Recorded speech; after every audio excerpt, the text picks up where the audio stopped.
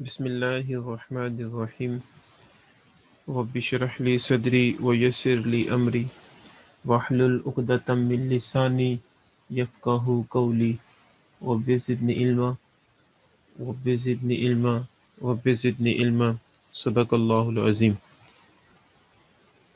Students, previous lecture में हमने line integral, उसके बाद लाइन इंटेग्रल हमने उसको स्पेसिफिक देखा था, टेंजेंशनल लाइन इंटेग्रल को, और उसके बाद हमने नॉर्मल सरफेस इंटेग्रल को स्टडी किया। और आज हम स्टूडेंट्स जो स्टडी करने वाले हैं वो है वॉल्यूम इंटेग्रल। ठीक है, ये भी बेटा वैसे ही ये बेस करता है जिस तरह बच्चों मैंने आपको प्रीवियस के बारे में बताया था। फर्स्ट ऑफ ऑल स्टार्ट करते हैं। बेटा स्टार्ट करने से पहले मैं कुछ बेसिक बातें फिर आपको रिमाइंड करवा देता हूँ ताकि इस टॉपिक को समझना आपके लिए आसान हो जाए। बेटा यहाँ पे फर्स्ट ऑफ ऑल जो टेंजेंशनल लाइन इंटेग्रल हमने पढ़ा था उसकी जो वहाँ पे टेंजेंशनल लाइन इंटेग्रल को जब देखते थे तो वहाँ पे हम एक तो ए डॉट डी आर लेते थे और उसके बाद उसकी इंटीग्रेशन लेते थे। मतलब पहले डाइवर्जेंस लेते थे फिर उसके बाद उसकी इंटीग्रेशन लेते थे। अब बच्चों वो वहाँ पे सिंपली हमें कर्व के बारे में बताता है कि कर्व का पाथ कौन सा है। मिसाल के तौर पर जैसे हमें कहा जाता है कि हमारे पास ये एक्सिस है, एक्स एक्सिस, और ये वाई एक्सिस। तो यहाँ पे कर्व का पाथ ये C1 कर्व यहाँ तक, फिर उसके बाद ये C2 कर्व यहाँ तक, फिर यहाँ तक, ऐसे मतलब ये C1 या फिर ये C2।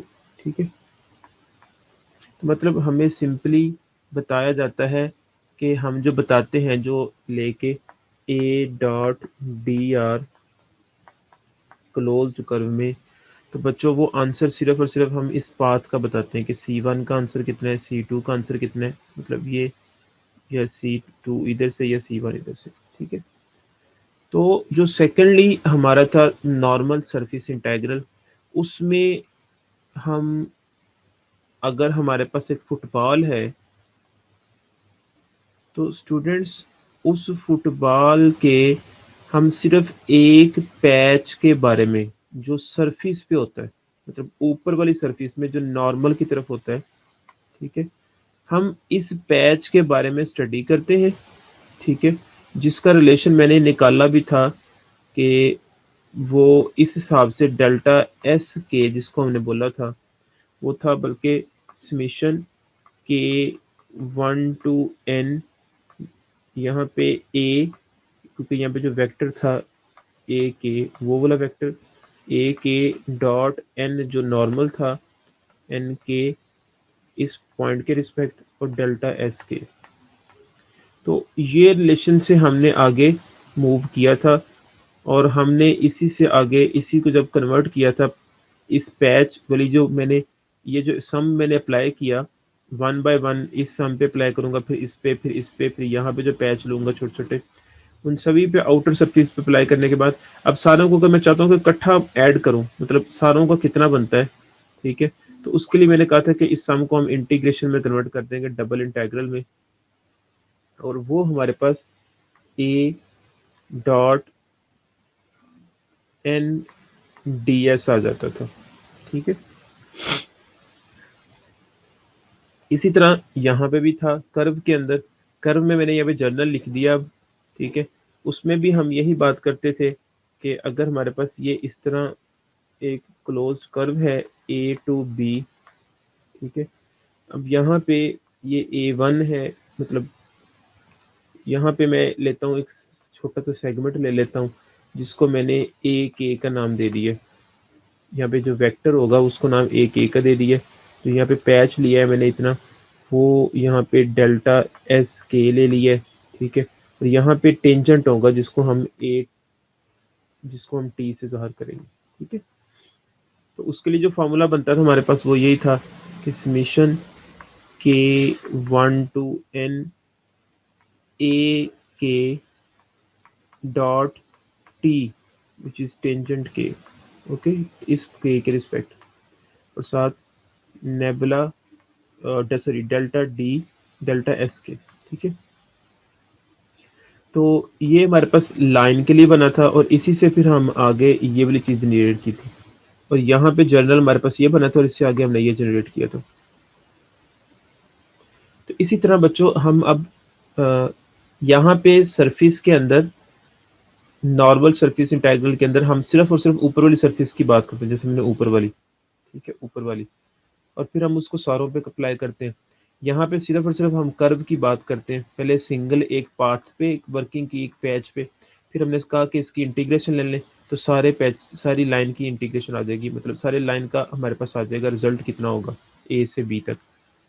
अब जो बेटा वॉल्यूम है, अब वॉल्यूम में बच्चों ये होता है कि हम वॉल्यूम बेसिकली होता क्या है, हमारे पास अगर एक फुटबॉल है ना मिसाल के तौर पर, तो उस फुटबॉल के अंदर जितना भी कुछ एयर आ सकती है या जितना भी वाटर आ सकता है फुटबॉल के अंदर, तो वो उसका वॉल्यूम होगा, ठीक है, किसी भी चीज़ का।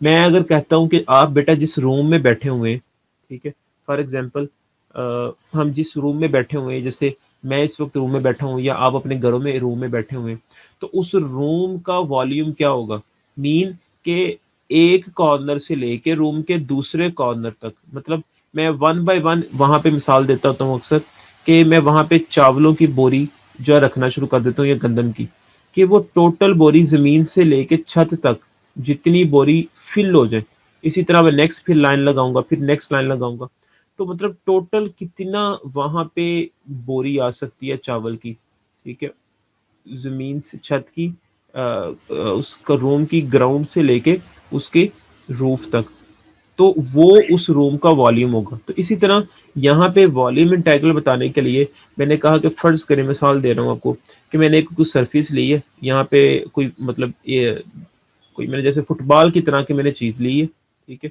अब फुटबॉल के अंदर मैंने देखना है कि कितनी चीज समा सकती है, ये मैंने बाहर वाली जो चीज ली है वो फुटबॉल की तरह ली है, जिसको मैंने रीजन आर का नाम बोला है, रीजन आर का नाम बोला है। अब उस फुटबॉल की चीज में से मैंने एक पैच ले लिया, मतलब एक पॉइंट ले लिया, ठीक है, जिसके ऊपर वर्किंग करूंगा, जैसे मैंने पी के पॉइंट ले लिए, और फिर जो रिजल्ट इस पी के पे बनेंगे वो फिर मैं उस सारे की इंटीग्रेशन ले लूंगा इसी पी के वाले रिजल्ट की, तो फिर मेरे पास जो है वो टोटल जो मेरे पास फुटबॉल था उसका रिजल्ट आ जाएगा। तो अब जो बेटा बात कर रहे हैं हम, वो वॉल्यूम की बात कर रहे हैं, मतलब उस फुटबॉल के अंदर कितना कुछ आ सकता है, तो वो हम कैसे बताएंगे, उसके लिए हम जो है वो अ, उसमें ट्रिपल इंटीग्रल यूज करेंगे। अगर सरफेस की बात करते थे सिंपली तो डबल इंटीग्रल था, अगर लाइन की बात करते तो सिर्फ सिंगल इंटीग्रल था, ठीक है। तो हमने पी के पॉइंट लिया, उस पर एक टेंजेंट ड्रॉ किया, और इस पी के वाला जो पॉइंट था उससे जो हमारे पास चीज क्रिएट हुई, वो रीजन क्रिएट हुआ, वो डेल्टा आर के क्रिएट किया, ठीक है। नॉर्मली इससे पहले हम डेल्टा एस के लिखते थे, लेकिन अब हमने डेल्टा आर के लिख लिए, तो इससे वरी नहीं होना, जस्ट नोटेशन से। तो स्टार्ट करते हैं। Let A be a vector point function which is defined and continuous in close region R, ठीक है। तो वो एक रीजन आर के अंदर डिफाइंड है, ये जो हमारे पास ए वेक्टर है, ठीक है। अब रीजन आर मैं बार बार बोल रहा हूँ बेटा, ये किस तरह का है, क्योंकि ये ऐसे पेज पे तो ड्रॉ नहीं हो सकता, आपको थोड़ी सी इमेजिनेशन करनी पड़ेगी कि रीजन आर कैसा है। वो जो फुटबॉल की तरह का है, जिस तरह मैं कहता हूँ कि फुटबॉल अंदर से, फुटबॉल जो होता है अंदर से खाली होता है, मतलब उस फुटबॉल के अंदर कितना कुछ अंदर आ सकता है, कितनी एयर आ सकती है कि वो फिल हो जाएगा, या फिर कितना वाटर आ सकता है, तो वो अंदर वाला हिस्सा सारा रीजन आर है। तो वॉल्यूम में हम सिर्फ अंदर वाले की बात कर रहे हैं, मतलब बाहर वाले की बात भी कर रहे हैं और अंदर वाले की बात कर रहे हैं। जो सरफेस था उसमें सिर्फ सरफेस में ऊपर वाले की बात कर रहे थे, जो लाइन था उसमें सिर्फ हम एक लाइन की बात करते थे, ठीक है। तो let A be a vector point function which is defined and continuous in a close region R, ठीक है। ये ए वेक्टर जो है वो कंटिन्यूस है इस क्लोज रीजन आर के अंदर, मतलब फुटबॉल के अंदर। सब डिवाइड, अब हम क्या करेंगे, छोटा सा एक पोर्शन लेंगे, जिस तरह मैंने पहले बोला, सब डिवाइड द रीजन आर, इस रीजन आर को हम छोटे छोटे हिस्सों में तकसीम करेंगे, जिस तरह हमने प्रीवियस लाइन में और सरफेस में किया, इनटू एन सब रीजन्स डेल्टा आर के of the volume delta we के, ठीक है। तो डेल्टा आर के का हमने वो सब रीजन्स बनाए, उसमें से हमने डेल्टा वी के मतलब बनाया, वहां से हमने ये एरिया, ठीक है, मतलब डेल्टा आर के जर्नल ले लिया और स्पेसिफिक डेल्टा वी के कह सकते हो। के वन लगाओगे तो पहला रीजन आ जाएगा, के टू लगाओगे तो दूसरा रीजन आ जाएगा, थ्री लगाओगे तो तीसरा रीजन, मतलब वन बाय वन। जैसे ये वन रीजन है, मतलब यहाँ पे वन रीजन हो सकता है, यहाँ पे टू रीजन, यहाँ पे थ्री, यहाँ पे फोर, यहाँ पे फाइव, यहाँ पे सिक्स, और यहाँ पे के और यहाँ पे एन रीजन, इस तरह कुछ भी बन सकता है। तो लेट पी के ये पॉइंट है, be any point on the each सब रीजन, मतलब हर सब रीजन के अंदर एक पॉइंट हमने ले लिया, वो हमने जैसे यहाँ पे जनरल बात की तो ए के बात की, ठीक है, जैसे फिगर में दिखाया गया। डिफाइन ए, जैसे प्रीवियस किया, ए के नाम दिया वेक्टर को, we multiply the value of A at each section point A के with the volume of the corresponding subregions and form the sum। बेटा सिंपली वो यही बात कर रहा है, जिस तरह मैंने प्रीवियस में कहा था। प्रीवियस में जब स्टार्ट में हमने लाइन में बात की तो वहां पे मैंने टेंजेंट ड्रॉ किया था, ठीक है। जब मैंने सरफेस की बात की तो वहां पे नॉर्मल ड्रॉ किया था, मतलब नॉर्मल को मल्टीप्लाई किया था ए के साथ और फिर उसको सब रीजन से मल्टीप्लाई किया था, जो यहाँ पे निकाला था डेल्टा एस के, ठीक है।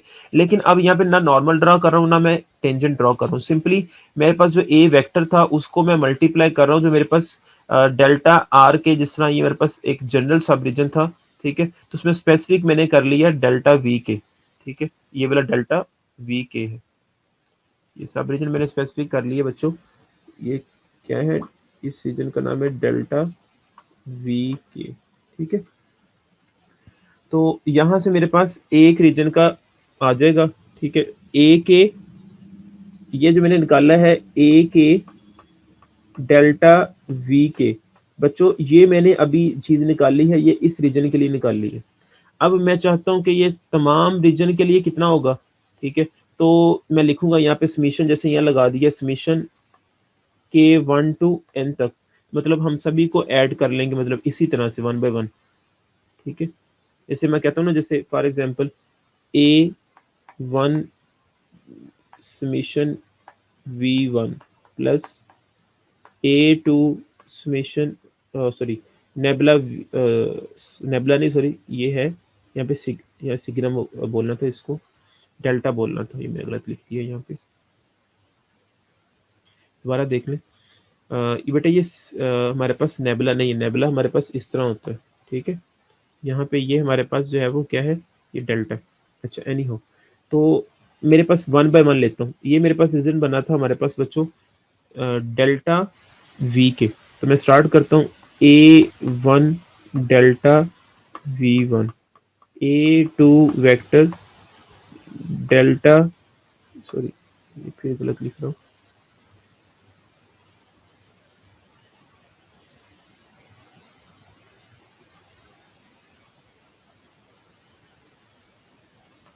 Delta V two plus A three delta V three, ठीक है, plus up to so on बच्चों, ये चलता जाएगा, प्लस लास्ट पे ए, यहाँ पे आएगा ए के डेल्टा वी के, ठीक है, plus up to so on इसी तरह जाएगा, तो A N delta V N, ठीक है।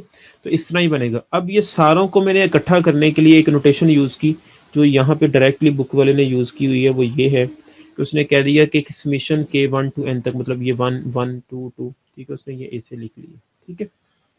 अब अब बच्चों हमने इसको सॉल्व करना है, तो हम कहते हैं कि now take the limit sum equation one का n goes to infinity in such a way that delta v के goes to zero, this limit if it is exist is, जैसे प्रीवियस मैंने किया वही लाइन एज इट इज, कि जब limit apply होगी यहाँ पे, तो बच्चों हमारे पास ये a ओवर r, तो ये क्या क्रिएट होगा हमारे पास, ये वॉल्यूम इंटीग्रल क्रिएट हो जाएगा, ठीक है। And it is denoted by. अब इसको डिनोट कैसे करेंगे, अगर मैं वॉल्यूम इंटीग्रल में बात करता हूँ तो ये इसको कन्वर्ट कर दूंगा ट्रिपल इंटीग्रल में। आर ये टोटल रीजन की बात कर रहा हूँ, साथ ए डी वी आ जाएगा। ठीक है, ए डी वी मतलब इसको सारा को जनरलाइज कर दिया तो ये चीज बन जाएगी।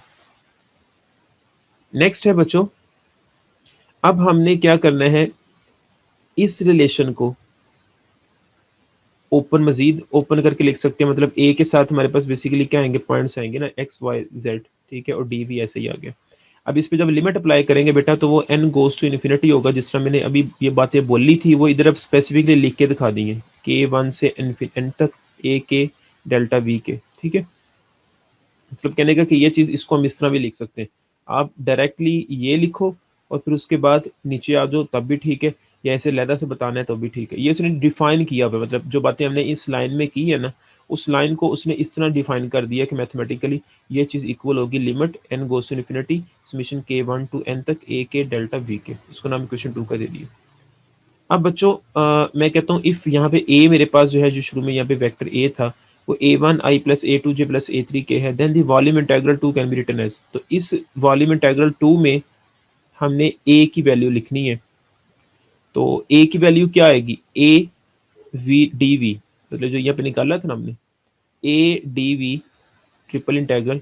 इसको हम कैसे कन्वर्ट करेंगे, मतलब ए की जगह वैल्यू जब पुट करूंगा मैं यहाँ पे ये वाली, तो पहले क्या आएगा, ए वन डी वी सत आई आ गया plus J A two D V plus फिर के साइड पे आ गया ए थ्री डी वी। तो इसको नाम क्वेश्चन 3 का दे दिया।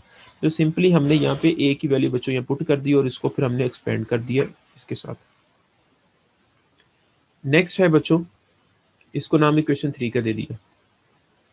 नेक्स्ट है, if we have a scalar point function phi defined and continuous over the region R, then the volume integral becomes as। इस तरह बच्चों हमने टेंजेंशियल लाइन में किया था, उसके बाद नॉर्मल सरफेस के अंदर किया था। ठीक है, और अब हम ट्रिपल इंटीग्रल के अंदर भी करने लगे हैं वही बात के पहले स्केल, जब वहां पे v की जगह पे हमारे पास ये जो a की जगह पे हमारे पास जैसे वेक्टर है, अगर यहाँ पे हमारे पास स्केलर पॉइंट फंक्शन आ जाए जैसे यहाँ पे फाइव बता दिए, तो तब उस ट्रिपल इंटीग्रल को कैसे डील करेंगे, तो यहाँ पे सिंपली फाइव लगा देंगे और ट्रिपल इंटीग्रल को वही फॉर्मूला क्रिएट हो जाएगा dv। ठीक है, इसको क्वेश्चन वहाँ पे प्रीवियस में भी इसने 3 का नाम दिया हुआ है, इसको यहाँ पे आप 3 डैश का नाम दे लें, ये मिस प्रिंट हुआ हुआ। ठीक है, इसको 3 डैश का नाम दे दें ताकि कंफ्यूजन ना हो। In the rectangular coordinate system D V is equal to D X D Y D Z, मतलब इस डी वी को लिख सकते हैं इस तरह। So the integral volume integral थी, मतलब ये जो वॉल्यूम इंटेग्रल 3 डैश इसको लिख लें, वही बात मैंने बताया इसको डैश 3 डैश। ठीक है, तो ये भी डैश है, तो क्या किस में कन्वर्ट हो जाएगा, मतलब ये डी वी की वैल्यू यहाँ पे हमने पुट कर दी तो ये चीज क्रिएट हो जाएगी। ओके, उसके बाद बच्चों है नेक्स्ट,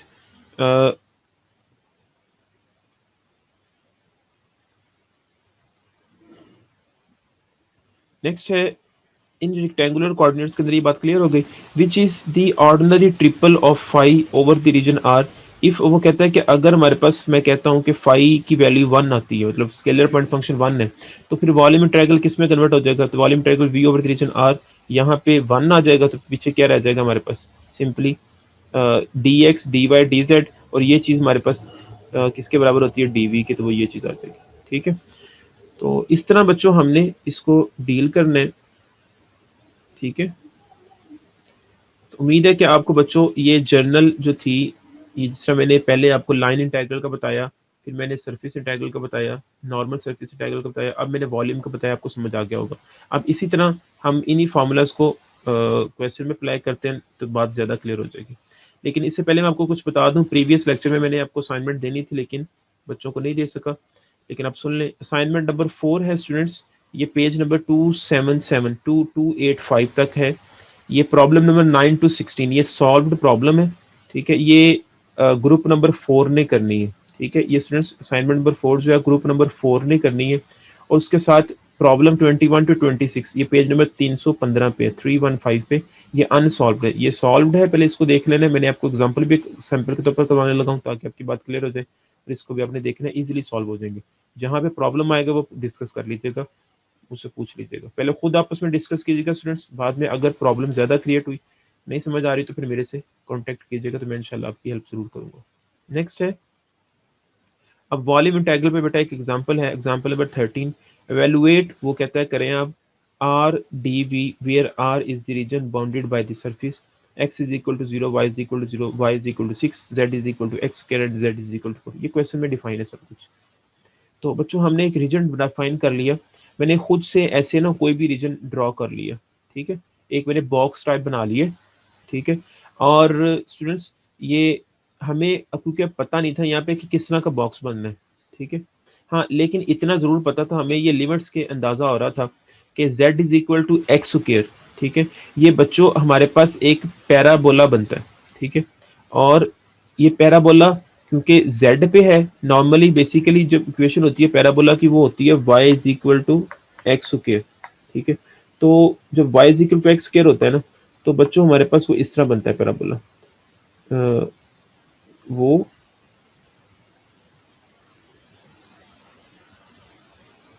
ठीक है इस तरह होता है।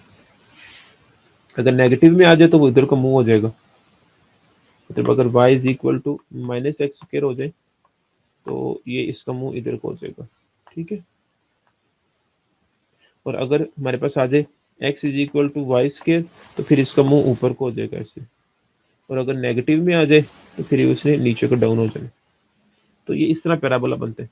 लेकिन स्टूडेंट्स अब यहाँ पे y की जगह पे हमारे पास उसने z दिया हुआ है, ठीक है।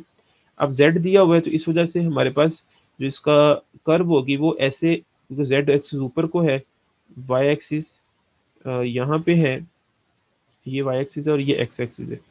तो बच्चों इसका जो होगा ना वो ये होगा कि ये थोड़ा सा ऊपर की तरफ होगा, बेंड ऊपर को जाएगा, मतलब क्योंकि इक्वेशन स्टार्ट होती है z is equal to X square से, ठीक है।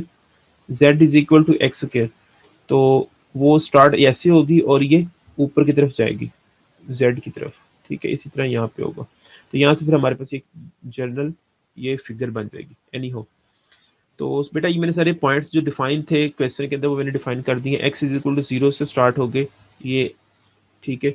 y की वैल्यू 0 से स्टार्ट होकर 6 तक जाती है, 0 से स्टार्ट होकर 6 तक। फिर उसके बाद z की वैल्यू जो है वो z is equal to X square, बच्चों वो हमारे पास ये जर्नल ये लिखा है लेकिन स्पेसिफिक z की वैल्यू 4 है, ठीक है, यहाँ तक जा रही है। अब यहाँ से मुझे x की वैल्यू चाहिए कि x की वैल्यू कितनी बनती है, क्योंकि x की एक चीज़ डिफाइन है ना, x 0 सिर्फ डिफाइन है जो क्वेश्चन में दिया हुआ था, ठीक है। अब x की दूसरी वैल्यू चाहिए, बाकियों की दो दो तो मौजूद है। तो बच्चों हम क्या करेंगे, हमारे पास z is equal to X square मौजूद है ना, ठीक है, ये फार्मूला, ठीक है। अब z की वैल्यू हमें पता है कि वो कितनी बताई हुई थी 4, तो 4 पुट किया तो यहाँ पे एक्स स्क्वायर है, दोनों तरफ स्क्वायर रूट लेंगे तो ये कैंसिल हो जाएगा, स्क्वायर पीछे 2 का 4 का स्क्वायर 2 आ जाएगा स्क्वायर रूट, ठीक है। तो यहाँ से हमें पता चल जाएगा कि x की वैल्यू यहाँ पे कितनी बनती है, 2 बनती है।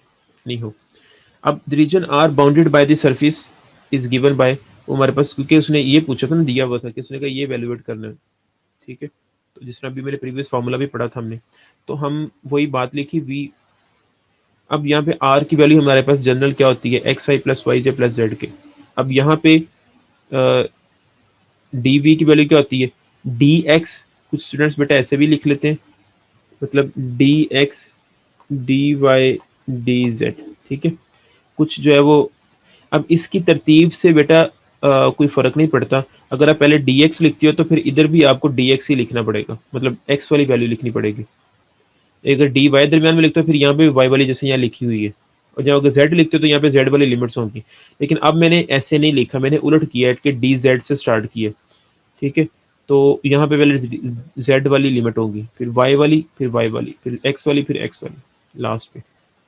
अब बच्चों मैंने यहाँ पे नोट कीजिएगा, मैंने यहाँ पे डी जेड से स्टार्ट ही क्यों किया, मैं डी एक्स से स्टार्ट क्यों नहीं किया बच्चों। उसकी रीज़न यही है कि हमारे पास जो ये याद रखिएगा कि जो हमारे पास बेटा जो लिमिट होती है ना, जो हमारे पास इक्वेशन की फॉर्म में लिमिट होती है, जैसे यहाँ पे जेड की इक्वेशन की फॉर्म में इक्वेशन लिमिट दी हुई है, ठीक है, वो बेटा हमेशा स्टार्ट में लिखते हैं। क्यों स्टार्ट में लिखते हैं, क्योंकि जब हम इसकी इंटीग्रेशन करेंगे तो ये वैल्यू बीच में पुट हो जाएगी, और लास्ट पे हमारे पास जो वैल्यू होनी चाहिए ना वो हमारे पास होनी चाहिए कांस्टेंट वैल्यू होनी चाहिए, जैसे यहाँ पे 0 और 2 है। क्यों, क्योंकि बेटा जब ये 0 और 2 को सॉल्व करेंगे तो हमारे पास एंड पे स्पेसिफिक आंसर आएगा, मतलब 2 3 4 कुछ भी समथिंग। अगर मैं ये वाली z वाली लिमिट लास्ट पे ले जाऊंगा तो मेरे पास लास्ट पे आंसर किस तरह का आएगा, मेरे पास वो वेरिएबल में आंसर आ जाएगा। तो हमें मोस्टली जो है वो कांस्टेंट की फॉर्म में आंसर चाहिए होता है। तो जैसे हम जब भी वैल्यू आती है ना वेरिएबल की फॉर्म में, इक्वेशन की फॉर्म में, तो बेटा वो हम पहले लिखते हैं और लास्ट पे हम जो है वो लिखते हैं जो कांस्टेंट होता है, बिल्कुल जो जिसमें वेरिएबल नहीं होता, ठीक है। और फिर उसी हिसाब से हम अपना ये value D X D Y D Z को चेंज करते हैं। एनी हो, तो आपको उम्मीद है समझ आ गया होगा। अब बेटा हम यहाँ पे क्या करते हैं, जेड के रिस्पेक्ट इंटीग्रेशन लेते हैं और फिर लिमिट अप्लाई करेंगे। फर्स्ट ऑफ ऑल मैंने बच्चों लेदर लेदर कर दिया है, तो यहाँ पे था ना ये चीज़, ये मैंने सेपरेट कर दिया इस एक्स के लिए भी, वाई के लिए भी, जेड के लिए भी, क्योंकि एक्स वाई आई जे के था। पहले आई के लिए लिखा, फिर जे के लिए, फिर के लिए लिख दिया, ठीक है। अब उसके बाद बेटा इसके में जब हम जेड की रिस्पेक्ट अप्लाई करेंगे, ठीक है, तो यहाँ पे वन लिखा हुआ है, ठीक है, एक्स के साथ। तो अब वन की इंटीग्रेशन क्या होगी जेड के रिस्पेक्ट, वो जेड होगी ना, तो वो सर लिमिट आ जाएंगी एक्स स्क्वायर टू 4, ठीक है। बाकी डी वाई डी एक्स ऐसे आएगा। यहाँ पे भी वन के रिस्पेक्ट लेंगे तो जेड एक्स स्क्वायर 4 आ गया। तो यहाँ पे जेड है तो जेड की पावर में एक ऐड हो जाएगा, जेड की पावर 2/2 आ जाएगा और एक्स स्क्वायर टू 4 आ गया। इसको बेटा सिंप्लीफाई किया, सिंप्लीफाई करने के बाद हमारे पास पहले अपर लिमिट पुट करेंगे 4, फिर minus lower limit x cube यहाँ पे, ठीक है। ये एक्स स्क्वायर आएगा और एक्स स्क्वायर मल्टीप्लाई होगा इस एक्स के साथ, तो एक्स क्यूब आ गया। अब इसी तरह अपर लिमिट पुट की 4 यहाँ पे जेड की जगह पे, और यहाँ पे फिर lower limit minus X square और फिर वाई ऐसे मल्टीप्लाई होगा। इसी तरह से यहाँ पे अपर और फिर लोअर माइनस का, ठीक है। तो जी सिंप्लीफाई करेंगे तो हमारे पास ये चीज़ बन जाएगी, ठीक है। अब यहाँ से बच्चों हमने नेक्स्ट है वाई के रिस्पेक्ट इंटीग्रेशन लेनी है। तो वाई के रिस्पेक्ट यहाँ पे वाई तो कोई भी नहीं है, तो यहाँ पे वन लिखा हुआ है, ठीक है। वन की इंटीग्रेशन वाई के रिस्पेक्ट क्या होगी, वाई आ जाएगी, तो 0 से 6 तक। यहाँ पे वाई मौजूद था तो वाई स्क्वायर ओवर 2 आ गया, बाकी सर ऐसे ही। यहाँ पे वाई नहीं मौजूद तो यहाँ पे वाई बाहर आ गया 0 से 6, ठीक है। इसको भी ऐसे सिंप्लीफाई किया तो हमारे पास ये चीज़ क्रिएट हो जाएगी, ठीक है। 6 आ जाएगा, यहाँ पे माइनस का 0 तो 6 ही आ जाएगा, ठीक है। इसी तरह यहाँ पे ये 6 अप्लाई करेंगे तो हमारे पास ये सॉल्व करने के बाद 18 आ जाएगा। इसी तरह यहाँ पे करेंगे तो 6 की आ गया। अब बच्चों यहाँ पे एक्स के रिस्पेक्ट जब इंटीग्रेशन लेंगे तो हमारे पास क्या होगा, ये 4x square over 2 minus x की पावर 4/4। इसी तरह यहाँ पे लेंगे, इसी तरह यहाँ पे लेंगे। अब लिमिट अप्लाई करेंगे तो लिमिट अप्लाई करने के बाद हमारे पास ये चीज़ क्रिएट होगी, और इसको मज़ीद सिंप्लीफाई करेंगे तो बच्चों हमारे पास लास्ट पे ये चीज़ क्रिएट हो जाएगी 24i plus 96j plus 384 4 over 5 की, ठीक है। तो यहाँ से ऐसे हम न्यूमेरिकल को एडजस्ट कर लेंगे, ठीक है। उम्मीद है कि बच्चों आपको ये न्यूमेरिकल समझ आ गया होगा। इसी तरह से इसके रिलेटेड न्यूमेरिकल जो है ना वो आपने ग्रुप नंबर 5 ने असाइनमेंट नंबर 5 करनी है। वो क्या है, प्रॉब्लम नंबर 17 to 19 है, पेज नंबर 286 to 287 तक है, ठीक है। ये सॉल्व प्रॉब्लम है, और ये अनसॉल्व प्रॉब्लम है 27 to 30, पेज नंबर 316, ठीक है। तो ये छोटी असाइनमेंट है, तो इसको हमने परफॉर्म करने की कोशिश करनी है। हो सकता है कि मैं ये जो ग्रुप 5 वाले हैं, असाइनमेंट 5 वाले, इसको मैं नेक्स्ट किसी और असाइनमेंट के साथ भी अटैच करूँ, क्योंकि ये सिर्फ 26 क्वेश्चन है, 5 to 6 क्वेश्चन, ठीक है। उम्मीद है कि बच्चों आपको आज का लेक्चर समझ आ गया होगा। If you have any question then write in comment box. Okay, अल्लाह हाफिज़।